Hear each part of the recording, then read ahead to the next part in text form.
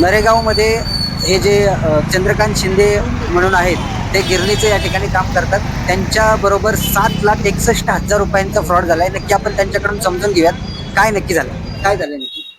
की मला सकाळी मेसेज आला बँकेचा, महाराष्ट्र बँक नरेगाव, की पहिला 2 लाखाचा मेसेज आला. तर त्याच्यानंतर मी खाली आलो. मेसेज आला मला 9:50 मेसेज आला. दुसरा मला 9:55 मेसेज आला. म्हणलं बँकेमध्ये जावा. बँकेमध्ये झाला 10 मिनिटात मी बँकेत गेलो. बँकेत गेल्यानंतर पुस्तकावर माझ्या फक्त अमाऊंट आली 700 रुपये आली. म्हणजे अर्ध्या तासाच्या फरकात किती अमाऊंट गेली?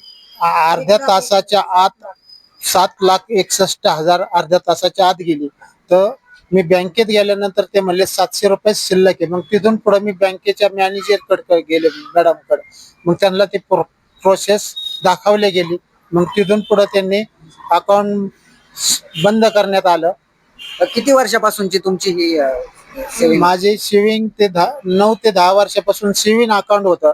तर सेविंग अकाउंट असं होतं की की मुलाचा 1 वर्षापूर्वी मोबाईल हरला होता. त्याच्यामधून पण त्याच्या महाराष्ट्र बँकेच्या खात्यातून 80,000 रुपये गेले होते त्याच्या खात्यातून पण म्हणलं आता त्याच्या खात्यातले गेले तर आपल्या खात्यातले राहणार आहेत. तर त्याच्यातून त्या चोराने की त्याच्या खात्यातून तो माझ्या खात्यात डोकल्या गेला. तर डोकताना त्या मुलाचा वारस हक म्हणून माझ्या अकाउंटवर त्याचं नाव होतं. तुमचा मोबाईल पण साधा मोबाईल दाखवा एक मिनिट. आपण बघू शकतो हा साधा मोबाईल ते वापरतात. कुठल्याही प्रकारचं फोन पे, गुगल पेचा अकाउंट नाही, एकदम साधा मोबाईल आहे त्यांच्याकडे.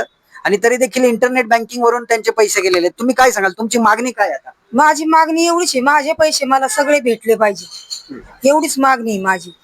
याच्या आधी बी तेच सांगितलं, आता पण तेच सांगत.